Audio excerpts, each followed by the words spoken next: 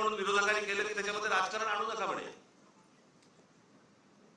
आता त्या मिसिंग लिंकचं झालं, यांचा एक मंत्री म्हणतो ते नैसर्गिक आहे, ती गोष्ट नैसर्गिक आहे, त्याच्यामध्ये राजकारण आणू नका, हे लक्षात ठेवा. हे तुम्ही काय अमरपट्टा घेऊन आलेला नाहीये.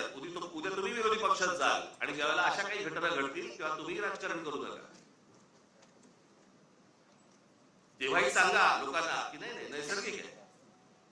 एक झाड पडून काय मुलगा जातो, काय माणूस जातो, एक मुलगा शाळेमधला मुलगा गटारात काय पडतोय, काय नाही म्हणे नैसर्गिक आहे. नैसर्गिक तुमचं सरकार आहे म्हणून सगळं नैसर्गिक, त्याच्यावर राजकारण करू नका, त्याच्यावर कोणी बोलायचं नाही. दुसऱ्या पक्षाची सरकार असली की हे यांचं राजकारण सुरू करणार, हा कुठचा प्रकार? त्या मिक्सिंग लिंकचा बाबा तिथे नशीब माणसं नाही मिळली.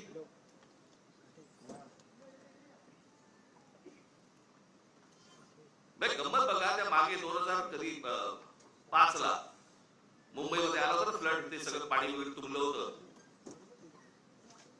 1000 मिलीमीटर पाऊस पडला होता, 1000 मिलीमीटर.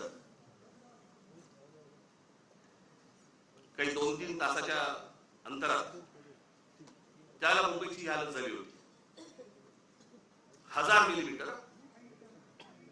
आणि आता 300-350 मिलीमीटर पाऊस पडलाय. मुंबई तशीच तुंबलेलीच.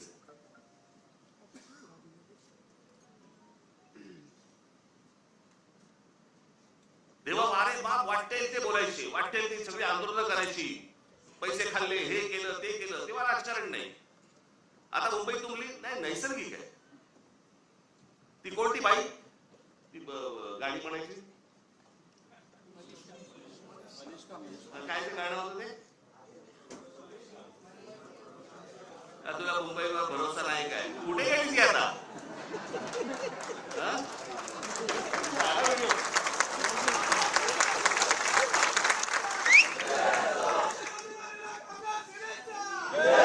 नवीन व्हिडिओ आहे का, जुनाच टाकलाय? नवीन केला असेल तर चांगलंय, कोणाला पाहिलेली नाही ती. पण तेव्हा का होती तेव्हा सुख घेतलं. आता दुसरे जेव्हा बोलायला लागले त्यावेळेला त्रास व्हायला लागला.